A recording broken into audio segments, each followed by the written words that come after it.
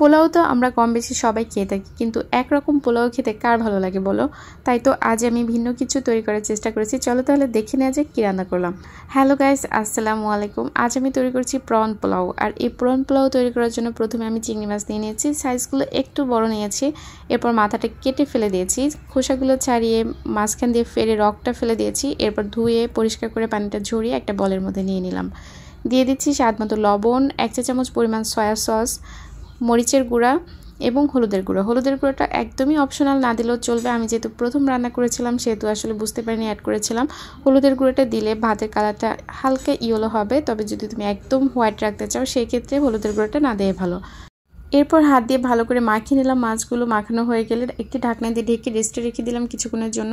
রেস্টে রাখার পরে রান্না করে চলে আসলাম। আর রান্না করার জন্য দিয়ে দিলাম কড়াইতে 1 চা চামচ পরিমাণ ঘি এবং প্রয়োজন মতো সয়াবিন তেল।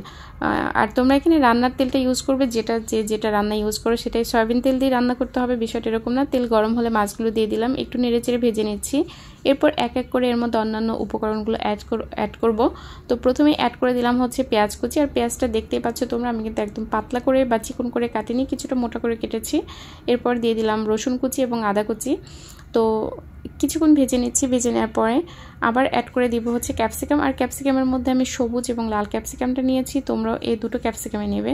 যদি আমি এই রান্নাটা প্রথম করেছিলাম, আমার নিজের মতোই করেছিলাম। আমি আসলে রান্নাগুলো সবসময় আমার মতোই করার চেষ্টা করি, তবে অনেক বেশি মজা হয়েছিল, সবাই খেয়ে ভীষণ পছন্দ করেছিল।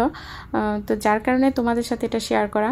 তো চিংড়ি মাছটা অলরেডি রান্না হয়ে গেছে। এরপর আমি ডিম ঝুরি করে নিব। যে প্যানের মধ্যে চিংড়ি মাছ করেছিলাম সেটার মধ্যে আসলে ডিমটা ঝুরি করে নিলাম। এবার মূল রান্না চলে আসলাম। আর পোলাওটা রান্না করার জন্য প্রথমে সয়াবিন তেল দিয়ে তার মধ্যে পেঁয়াজ কুচি দিয়ে দিলাম। এবার কিন্তু পেঁয়াজ কুচিগুলো একটু পাতলা করে দিয়েছি। এরপর দিয়ে দিলাম গরম মশলা। আর গরম মশলার মধ্যে এলাচ এবং দারচিনিটাই দিয়েছি, আর কিছু দেওয়া হয়নি। এবার কিছুক্ষণ ভেজে নিলাম নেড়েচেড়ে। আর খুব লালচে করে ভাজার দরকার নেই, কারণ পেঁয়াজটা লালচে করে ভাজলে পোলাওর কালারটা লাল হয়ে যায়। তো পোলাও চালগুলো দিয়ে দিলাম। এবার অনবরত নেড়েচেড়ে ভালো করে ভেজে নিতে হবে। আর এই পোলাও চালটা আমি 20 মিনিট পানিতে ভিজিয়ে তারপরে ধুয়ে পানিটা ঝরিয়ে নিয়েছি। স্বাদ মতো লবণ অ্যাড করে দিলাম।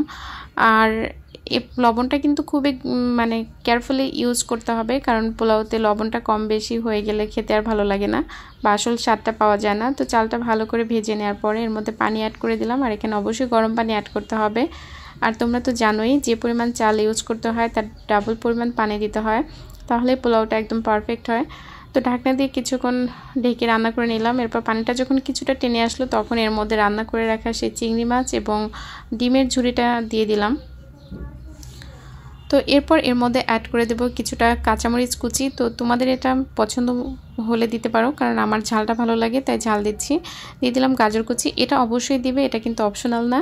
গাজর কুচিটা পোলাওতে দিলে খেতে যেমন ভালো লাগে দেখতেও ভালো লাগে। তো নেড়েচেড়ে ভালো করে মিশিয়ে দিতে হবে। এরপর একটি ঢাকনা দিয়ে ঢেকে দমে রেখে দিতে হবে।